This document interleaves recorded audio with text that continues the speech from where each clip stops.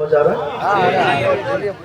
چونکہ ہماری آپ کی بولی میں تھوڑا سا فرق ہے، یعنی ڈیفرنٹ ہے، پھر بھی میں کوشش کروں گا کہ آپ کو میرا ایک ایک جملہ سمجھ میں آنا چاہیے۔ میں آپ سے ایک سوال چھوٹا سا کرنا چاہتا ہوں، اس جلسے کو کرانے کا مقصد کیا ہے؟ جی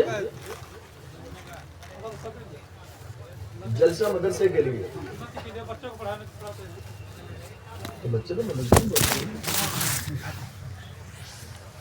یہ جلسہ اس لیے کرایا جاتا ہے کہ یہاں آ کر مسلمان تھوڑی دیر دین کی باتیں سیکھ کر جائیں، یہی مقصد ہے نا ہمارا۔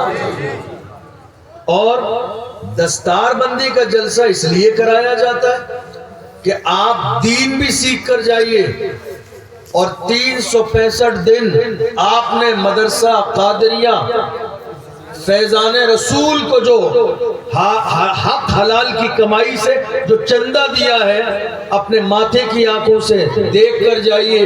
کمیٹی نے آپ کا پیسہ کھایا نہیں ہے، آپ کو انشاءاللہ آج 10-12 حافظ قرآن بھی دیے جائیں گے۔ اللہ سبحان تو اللہ۔ عام جلسے اس لیے کیے جاتے ہیں کہ دین سیکھ کر جائیں، اسلام کی بات سیکھ کر جائیں، اور دستار بندی کا جلسہ یہ ہوتا ہے کہ دین بھی سیکھ کر جائیے اور اپنے ماتھے کی آنکھوں سے دیکھ کر بھی جائیے کہ اس مدرسے کے اندر بچوں کو پڑھایا جاتا ہے، اور قرآن جب ان کے سینے میں نقش ہو جاتا ہے تو ان کے سر پر دستار باندھ کر انہیں رخصت کیا جاتا ہے، قوم کی خدمت کے لیے قوم کے حوالے کر دیا جاتا ہے۔ تو اب جب ہمارے جلسے کا مقصد ہے دین سیکھنا، کیا مقصد ہے؟ سب بولیے، تو کیا ہماری ذمہ داری نہیں ہے کہ سنجیدگی کے ساتھ ہم کچھ دین کی باتیں سیکھیں؟ ہے یا نہیں؟ جب ہمارا مقصد ہے تو کوشش کیجئے کہ چند باتیں دین کی سیکھ کر جائیے۔ میں آپ کو حضور کی ایک حدیث سناؤں، میرے آقا کا فرمان ہے، حضور نے فرمایا تمہاری کوشش، تمہاری محنت اور تمہاری نصیحت سے کسی ایک بندے کو ہدایت کا راستہ مل گیا تو تمہاری طرف سے اللہ کی راہ میں سرخ اونٹ صدقہ کرنے سے بہتر ہے کہ تمہاری کوشش سے ایک بندے کو ہدایت مل جائے۔ ایک بندے کو ہدایت مل جائے، ایک بندہ گناہ چھوڑ دے، ایک بندہ شراب چھوڑ دے، ایک بندہ زنا چھوڑ دے، ایک بندہ نافرمانی چھوڑ دے، ایک بندہ 5 وقت کا نمازی ہو جائے، یہ دنیا سے اور جو کچھ دنیا میں ہے ان سب سے زیادہ بہتر ہے کہ ایک بندہ دین پر عمل کرنے لگے۔ آج ہم اور آپ کہاں کھڑے ہوئے ہیں؟ کہاں کھڑے ہیں ہم اور آپ؟ اسلام کا ہے ہماری زندگی میں؟ اسلام کدھر ہے ہماری زندگی میں؟ آپ غور کر لیجئے، آپ کو اندازہ ہو جائے گا کہ اسلام ہماری زندگی میں کہاں ہے۔ ہے کوئی دین کی بات جس پر آج آپ عمل کرتے ہیں؟ ہے کوئی قرآن کی بات جس پر آج آپ عمل کرتے ہیں؟ ہے کوئی میرے آقا کی بات جس پر آپ عمل کرتے ہیں؟ ہماری قوم کا حال تو یہ ہو گیا، سردی کے زمانے میں گاؤں کے کتنے علاقوں میں فجر کی نماز میں مسجد کا امام تنہا مصلی کے پاس بیٹھ کر انتظار میں ہوتا ہے کہ محلے کے 2 لوگ آ جائیں تو کم سے کم جماعت کے ساتھ نماز ہو جائے، مگر پوری قوم خواب غفلت میں سو رہی ہے، 2 لوگ بھی قوم کے مسجد میں آنے کے لیے تیار نہیں ہے۔ حال یہ ہے کہ مسجد کا امام تنہا 2 رکعت نماز پڑھ کے بستر پہ جا کے آرام کرتا ہے اور مدرسے کے بچوں کو پڑھاتا ہے۔ جس قوم کا حال یہ ہو جنہوں نے 20 لاکھ کی مسجد اپنے علاقے میں بنائی ہو اور کوئی ایک سجدے کے لیے راضی نہ ہو۔ ڈاکٹر اقبال نے یہی تو کہا تھا، مسجد تو بنا لی شب بھر میں، ایما کے حرارت والوں نے، من اپنا پرانا پاپی تھا برسوں میں نمازی بننا سکھا۔ وائز قوم کی وہ پختہ خیالی نہ رہی، برق طبعی نہ رہی، شعلہ مقالی نہ رہی، رہ گئی رسم ازاں روح بلالی نہ رہی، فلسفہ رہ گیا تلقین غزالی نہ رہی، مسجد مرثیہ خواہیں کہ نمازی نہ رہے، یعنی وہ صاحب اوصاف حجازی نہ رہے۔ ہم نے نمازیں کہاں پڑھی ہیں معلوم ہے آپ کو؟ جنگ کے میدانوں میں بھی ہمارے سجدے قضا نہیں ہوئے، تلواروں کے سائے میں ہم نے نمازیں ادا کی، دشمنوں کے نرغے میں ہم نے سجدے کیے ہیں، بدر کے میدان میں ہم نے سجدہ کیا، حنین کے میدان میں ہم نے سجدہ کیا، کربلا کی سرزمین پر ہم نے سجدہ کیا۔ دشمن کے لشکر سامنے ہے، جنگ کے نقارے بجائے جا رہے ہیں، تلواریں ہاتھوں میں ہیں، لیکن پوری تاریخ اٹھا کر دیکھ لیجئے، کلمہ پڑھنے والے حضور کے غلاموں کا کہیں بھی ایک سجدہ قضا نہیں ہے۔ ہم مومن مسلمان، ہم حضور کے غلام ہیں، ہمارا حال کیا ہے آپ دیکھ لیجئے۔ ہم دین پر کتنا عمل کر رہے ہیں آپ کے نگاہوں کے سامنے ہے۔ حالت یہ ہو گئی، شراب اس وقت سب سے زیادہ ہمارے یہاں پی جاتی ہے، ہمارے لوگ سب سے زیادہ شراب پیتے ہیں اس وقت۔ زنا کرنے والوں کی کنڈیشن یہ ہے، ہمارے یہاں 18 20 سال کے جوان زنا کے اس گناہ میں ملوث ہو چکے ہیں۔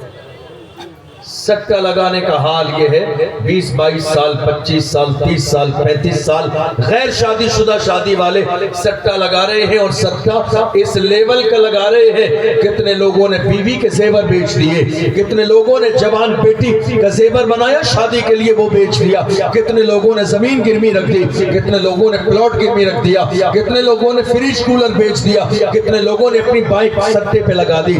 کیا یہی زندگی ہے؟ یہ شارٹ کٹ روڈ جو اختیار کر رہے ہیں دولت کے لیے؟ یاد رکھو، خدا نے تمہاری قسمت میں جو لکھا ہے وہ تمہیں مل کے رہے گا۔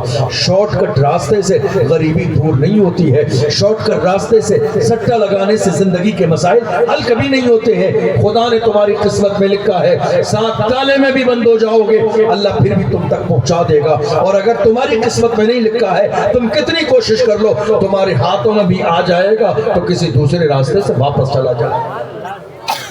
کوئی گناہ ایسا ہے جو آج ہمارے یہاں نہیں؟ شراب ہمارے یہاں، زنا ہمارے یہاں، بدکاری ہمارے یہاں، بے پردگی ہمارے یہاں، حرام و حلال کا تمیز نہ ہونا ہمارے یہاں۔ ایک بالشت زمین کے لیے سگا بھائی اپنے بھائی کی جان کا دشمن۔ کتنی زمین؟ ایک بالشت۔ آپ جا کے کورٹ اور کچہری میں دیکھیے، سپریم کورٹ اور ہائی کورٹ کی رپورٹ نکلوائیے، آپ کو پتہ چل جائے گا سپریم کورٹ اور ہائی کورٹ کی رپورٹ دیکھنے کے بعد کہ سب سے زیادہ فائلیں ردی کی کنڈیشن میں ہمارے مسائل کی سپریم کورٹ اور ہائی کورٹ میں پڑی ہے۔ اور مسائل کیا ہے؟ ایک بالش زمین کے پیچھے سگا بھائی دوسرے بھائی کی جان کا دشمن۔ اس زمین کی قیمت فور ایگزامپل 5 لاکھ، رشوت دے دی 10 سال میں 20 لاکھ۔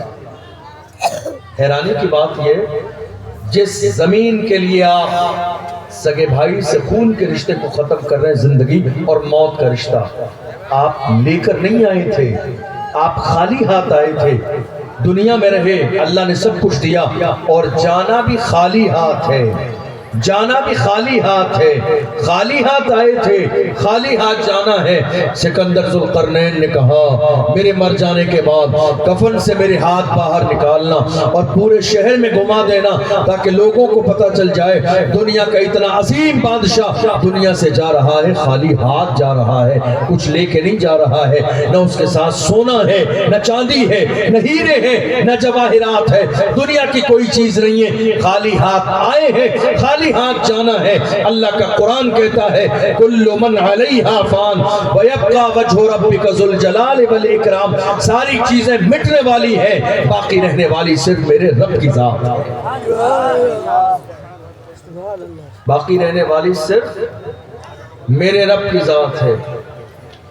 میں آپ کو بتاؤں، میری جہاں تک نظر جا رہی ہے نوجوان ہی نظر آ رہے ہیں۔ آپ جانتے ہیں نوجوان کیا ہوتے ہیں؟ نوجوان جس قوم میں ہوں وہ اس قوم کی سب سے قیمتی چیز ہوتے ہیں، قوم کا سر عزت کے ساتھ اٹھا دیتے ہیں جوان، اگر وہ صحیح راستے پر ہوں، اور اگر وہ صحیح راستے کو چھوڑ کر برائی کے راستے پر ہوں تو جوان ہی قوم کے سر کو ڈاؤن کر دیتے ہیں، جھکا دیتے ہیں۔ کیا ہمارے پاس جوان نہیں ہے؟ کیا ہمارے پاس جوانوں کی کمی ہے؟ نہیں، اللہ کا فضل ہے کہ جوان ہمارے پاس اللہ نے بہت دیے ہیں۔ ایک ایک گھر میں اللہ نے کسی کے یہاں 5 جوان ہیں، کسی کے یہاں 8 جوان ہیں، کسی کے یہاں 9 بیٹے ہیں، کسی کو اللہ نے 10 بیٹے اور بیٹیاں دی ہیں۔ یہ ساری بڑی تعداد میں دولت ہمارے پاس موجود ہے، مگر افسوس یہ ہے کہ گناہوں کے راستے پر ہے، افسوس یہ ہے کہ دین سے دوری ہے، افسوس یہ ہے کہ اسلام سے دوری ہے، افسوس یہ ہے کہ دین سے بیزاری ہے، افسوس یہ ہے کہ انہوں نے دنیا ہی کی زندگی کو سب کچھ سمجھ لیا ہے۔ آپ کیا سمجھ رہے ہیں؟ آپ گناہ کر رہے ہیں، دن کے اجالے میں کسی کو معلوم نہیں، آپ گناہ کر رہے ہیں رات کے اندھیرے میں کسی کو معلوم نہیں۔ نہیں میرے عزیز، تم یہ سوچ رہے ہو کہ دن کے اجالے میں اور رات کے اندھیروں میں گناہ کریں گے، کسی کو نہیں معلوم ہے۔ قرآن پڑھو، اللہ کیا فرماتا ہے؟ واللہ یعلم ما تسرون وما تعلنون، تم جو ظاہر کرتے ہو میرا رب وہ بھی جانتا ہے، تم جو چھپاتے ہو میرا رب وہ بھی جانتا ہے، تم جو کچھ کرتے ہو ساری چیزوں کا علم میرے پروردگار کے پاس ہے۔ اس لیے گناہ کرنے سے پہلے ڈرتے رہو کہ کہیں پکڑ نہ لیا جائے، گناہ کرنے سے پہلے ڈرتے رہو کہ کہیں اللہ کی طرف سے عذاب نازل نہ ہو جائے، گناہ کرنے سے پہلے ڈرتے رہو کہ کہیں آزمائش کا شکار نہ ہو جاؤ۔ گناہ کرتے رہو گے تمہاری زندگی میں پریشانیاں آئیں گی، تم گناہ کرتے کرتے دنیا سے چلے جاؤ گے، اور حال یہ ہوگا نہ خدا ہی ملا، نہ وصال صنم، نہ ادھر کے رہے نہ ادھر کے رہے۔ گناہ کر کے دنیا سے جاؤ گے، کوئی تمہارا نام لینے والا نہیں رہے گا، لیکن دنیا میں تم اپنا رشتہ اللہ اور اس کے رسول سے جوڑ کر جاؤ گے، تو مرنے کے بعد بھی تمہارا نام بھی زندہ رہے گا، تمہارا کام بھی زندہ رہے گا، تمہارا مشن بھی زندہ رہے گا، تمہاری فکر بھی زندہ رہے گی۔ دیکھ لو امام احمد رضا کی ذات کو، دنیا میں رشتہ مدینے والے مصطفیٰ سے جوڑا تھا، 100 سال سے زیادہ کا زمانہ گزر گیا، مگر اللہ کی عزت کی قسم امام احمد رضا کا نام بھی زندہ ہے، ان کا کام بھی زندہ ہے، ان کی فکر بھی زندہ ہے، ان کا مشن بھی زندہ ہے، ان کے کارنامے بھی زندہ ہے، اور پوری دنیا پکار کے کہتی ہے وادی رضا کی کوہ ہمالیہ رضا کا ہے، جس